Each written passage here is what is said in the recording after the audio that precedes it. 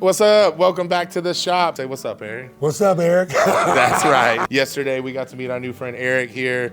He came in and just blew our mind with some beautiful Delta Blues guitar. Here we go. Come check him out. Now we're gonna go outside and have a smoke.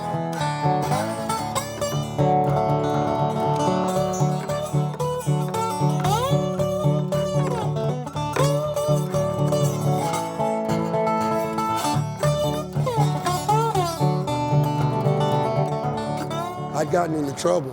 Me and a friend of mine, I was in jail for a minute. And when I got out, I just didn't want to be in trouble no more. So I went and got a guitar, man, to occupy my mind. So I sit in my room for days and days and days, and I learned how to play.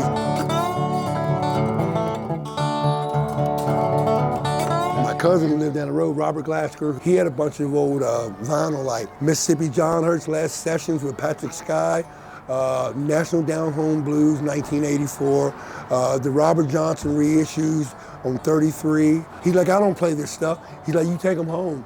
Well, I took them home to my old cheap record player I had to put a nickel on the arm to keep the arm down with the needle, right? The first guitar I ever had was one of those Fenders like Johnny Cash played. It looked like a Stratocaster, one of those cheap Fenders like that, then a Blue Ridge, and then I was able to afford different guitars. But You said you got a National now, right? yeah, I have a Republic. Cool. Yeah, so that's in the pawn shop, like most blues, man. That's right. Can't play the blues on if they ain't been in pawn.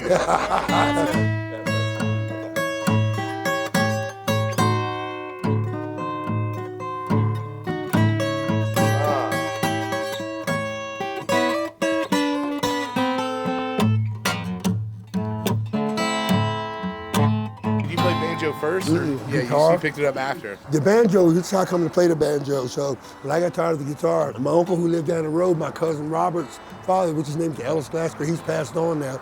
He had an old Gibson banjo, bro, that's been underneath the bed for probably 200 years, bro. It had like 6 inches of dust on it. Well, we went and got it cleaned up and put some strings on it. The gentleman that ran Culpeper Music, his name was Tommy Reynolds, was a great guitar player. He played with a lot of famous country bands and stuff.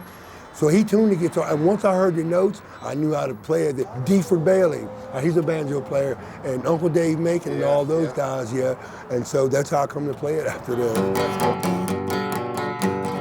All at Papa standing in the rain, well, it's cold, he couldn't back it. All the goddamn Browns, very blue. All at Papa's getting blue. Lord, I got them Browns, very blue. So, I mean, and I gotta say, it's like we support all types here, and like the first time we met, you talked about, and you're wearing the shirt that you've been clean. Like, what do you think music does for your, like, on a personal level to help you, like, stay the course in life and keep on the straight and narrow? You think it's a part of it? Bro, yeah, I'll keep it real with you. So, like, I smoke weed or whatever, but for 30 plus years, I was a bad crack addict, and it ruined my life. And, it also like slowed down my career. Crack just blocked my mind for years and years and years. I couldn't see shit. After that, when I got off that shit, bro, everything just came to me. It's like stuff I've been looking for, songs and everything. Yeah. Yep, that's how it comes to be. And how I learn music, any song that I like, I put it on at night on repeat and put headphones in my ears. Now I let it play all night long, that one song. 9 out of 10 when I get up in the morning, I can play it riff for riff, spot note for note. That's exactly how I learned. Something I've never gotten as good at is being able to like learn stuff by ear like that. It's something I've always envied in people like you that can do that. It's a cool thing. You know what? Here's the secret.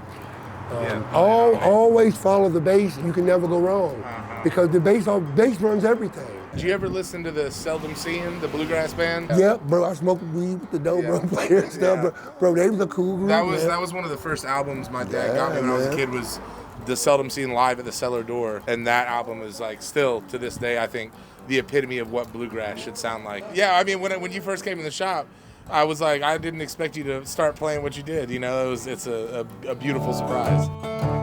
Well, I'm the type of guy likes to roam around, never in one place. I'm gonna roam from town to town. But when I find myself falling for some girl, I'm gonna hop right in on car mine. I'm gonna drive around the world 'cause I'm a wanderer. Yeah, wanderer, roaming around. I have a funny ass story to tell you. So there's a place in Virginia, it's called Stanley, Virginia. One year for their carnival, like the KKK came through, you know, for the parade. What I'm getting at is there was a store called McCoy's Store. I go in there one day and there's this older white lady and this short, chubby white gentleman, right? He's in the back working. So I go in and she goes, "Can I help you?" I said, "Yes, ma'am." I said, "I need some guitar strings." She said, "Well, they're over there." And I said, "You mind if I play one of the guitars?" She said, "Well, can you play?" I said, "Yes, ma'am." So I'm sitting there picking the guitar, and all at once, this man comes out from the back. It's Cletus McCoy. He said, "Wait, where's that blues music coming from?" He said, "Was that you playing?" I said, "Yes, sir, it was." He said, "What else can you play?" And I played him some Hank Williams and different stuff. He said, "You know what? Every Sunday we have a jam here." He says, "Would you like to come up here and play with?" I said, "Sure." I went home and told my girlfriend, who was white, and my mixed kids, right? So here we go.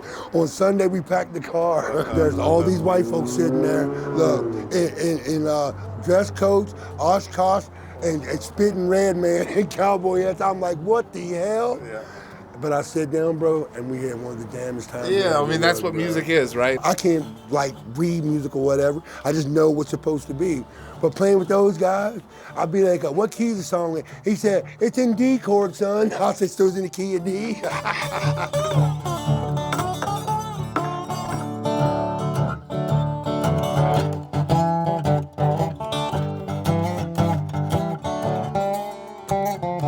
The coolest thing for me is being black and being able to play this stuff. I mean, when I lived in San Diego, I was playing one day, and these couple white guys walked by, they said, "Holy fucking shit, dude." They're like, "Who the fuck are you?" I'll go downtown and take my rezo, people be playing, right? And they'll be like, "Yo, the black guy over there." He's playing white boy music, Bro, what the hell? And you should Google John Jackson, you'll see who he was. He would always call me up. He lived in a place called Fairfax, Virginia. And he would always call me whenever he came up to Sperryville. Some of my family members saw, you know, two black men playing acoustic guitar there. Like, they're playing that country music, they're playing white music. I said, "Let me tell you something." I said, "You need to learn your history about blues, about blues and where you come from." Thank y'all very much, man. We can't give a big enough thanks to Eric for coming and hanging out today and playing some tunes. He has a YouTube channel, Eric Freeman Blues, on YouTube. And moral of the story is, if you want to sound like the coolest motherfucker on the block, come buy a guitar at Asheville Guitar Pedals. Right, Eric? Yeah. That's right. Yeah, you know. So, just have fun with what you're doing. That's what it's all about. You know, I never played to impress no one but myself. You know, make yourself happy first. Don't give a damn what nobody else thinks, you know what?